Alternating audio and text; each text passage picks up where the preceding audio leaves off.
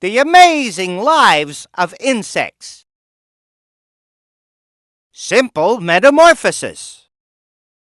Simple metamorphosis happens to insects like praying mantises, earwigs, crickets, and the milkweed bug.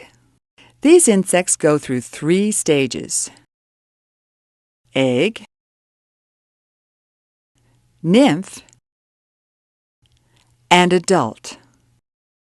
When these insects hatch from their eggs, they are called nymphs. Nymphs look like adult insects, but they are much smaller and don't have wings. As the nymph grows, it becomes too big for its exoskeleton. What's an exoskeleton? An insect's exoskeleton protects the organs inside the insect, like the heart and stomach.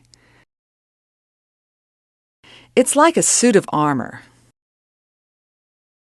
When the nymph outgrows its exoskeleton, the hard outer shell splits open, just like a banana skin. This is called molting.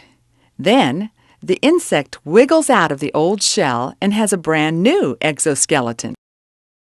The insect molts many times.